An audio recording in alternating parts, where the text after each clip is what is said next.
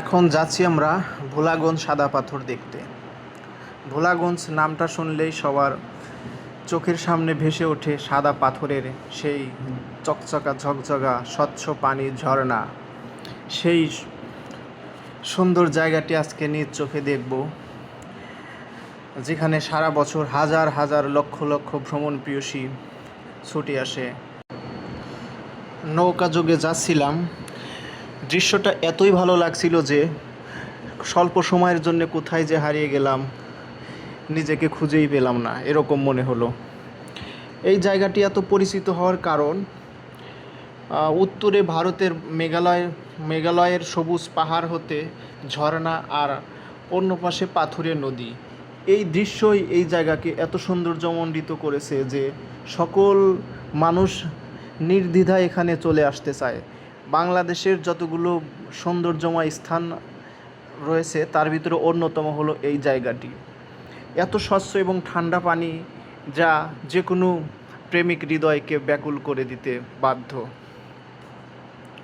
আমরা যাচ্ছিলাম নৌকা যোগে। এখানে একটা নৌকাতে 10 জন করে নেওয়া হয় এবং ভাড়া ধরা হয় 800 টাকা। এটা যাওয়া আসার ক্ষেত্রে, মানে যাওয়া এবং আসা দুই ক্ষেত্রে মিলে।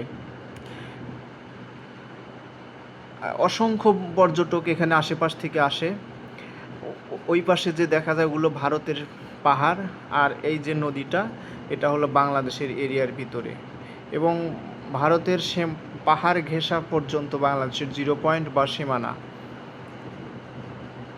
আমরা যাচ্ছিলাম, এই যে ঝর্ণা আকারে পানি বয়ে আসছে সেই পানিরই নদীটা, যেখানে মানুষ সব সময় আসে এবং সন্ধ্যার আগ পর্যন্ত, সকাল থেকে সন্ধ্যার আগ পর্যন্ত এভাবে মানুষ আসতেই থাকে।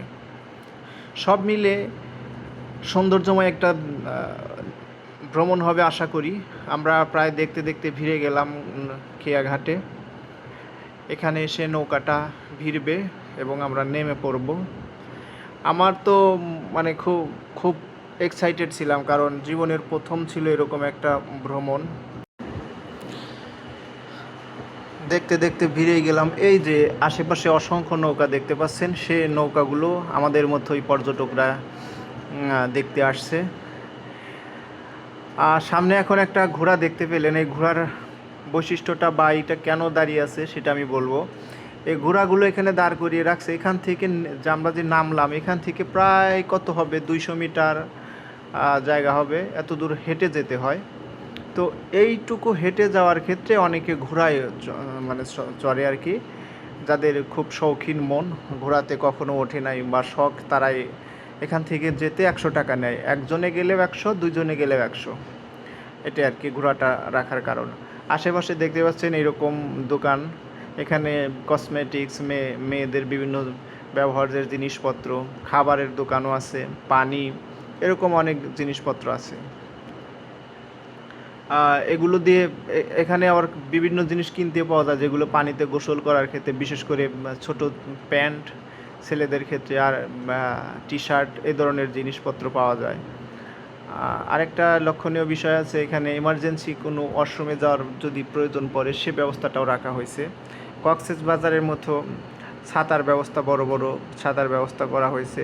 এখানে ইচ্ছা করলে নেওয়া যায় এবং ঘন্টায় 100 থেকে 150 টাকা নিয়ে থাকে। এই যে স্বচ্ছ পাথরগুলো দেখা যাচ্ছে, সাদা পাথর, যদিও এখন এখানে পানি নাই, কারণ এখন তো বর্ষাকাল ওইভাবে হয়ে ওঠেনি। হয়ে যাবে খুব তাড়াতাড়ি, দেখা যাবে যে 1-1.5 মাসের ভিতরে এখানে পানিতে থই থই অবস্থা। আরেকটু সামনে যাচ্ছি এবং সামনে যেতে যেতে যেই মহিমান্বিত জায়গাটা বা যে জায়গার জন্যই আসা, ঝর্ণা নেমে আসছে পাহাড় থেকে, মেঘালয়ের পাহাড় থেকে, সেইখানে যাব আর দেখব প্রকৃতিটা। আসলে প্রকৃতি না দেখলে বুঝতে পারা যায় না, প্রকৃতি দেখতে হয়। প্রত্যেকটা মানুষের উচিত ভ্রমণ করতে কিছু টাকা পয়সা খরচ হইলেও এটা আসলে করা উচিত। অনেক মানুষ তো ভ্রমণ করতে চায় না, মানে ভ্রমণ করার পিছে যে টাকাটা ব্যয় হয় সেটাকে তারা মনে করে যে অপচয়। আসলে এটা অপচয় নয়, এতে জ্ঞান বাড়ে, পৃথিবীর সম্বন্ধে জানা যায়, স্রষ্টা সৃষ্টি করেছে, এমনিতে তো আর এত বৈচিত্র্যময় পৃথিবী সৃষ্টি করে নাই, না হলে তো একভাবেই সৃষ্টি করতো সমস্ত কিছু। এই যে এখানে এত স্বচ্ছ পাথর, এখানে কোনো আবাদ বা কোনো কিছুই হবে না। আবার সমতল ভূমি সৃষ্টি করে রেখেছে। এই যে পাহাড় দেখতে পাচ্ছেন, ওখানে কোনো কিছুই হবে না, জাস্ট সৌন্দর্যের জন্য আল্লাহ এরকমভাবে সৃষ্টি করে রেখেছে। দেখতে পাচ্ছেন ওই পাশে একটা মসজিদের মতো, ওটা হলো পর্যটকদের জন্য মসজিদ। এসে গেলাম সেই জায়গাটিতে, যেটা ঝর্ণা, যার জন্যে মানুষ আসে। দেখতে পাচ্ছেন শত শত মানুষ এখানে এসে গোসল করে, স্বচ্ছ পানিতে নেমে থাকে।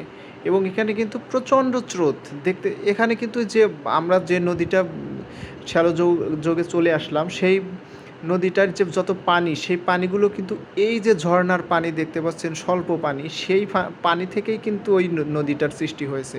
আমি অবাক হয়ে যাই যে এতটুকু পানিতে কিভাবে এত বড় নদীর সৃষ্টি হয়। আসলে আল্লাহ আসলে সব পারে, সেটা এইগুলো না দেখলে মানে বুঝতে পারতাম না। এই যে এগুলো যে দেখতে পাচ্ছেন বসার জায়গা, এখানে বসা যায়। এখানে ঘন্টায় 200 টাকা করে নেয় বসার জন্যে। পর্যটকরা, বৃদ্ধ বয়সের মানুষও এখানে দেখতে পাওয়া যায়, যে অনেক বয়স্ক লোক আসে।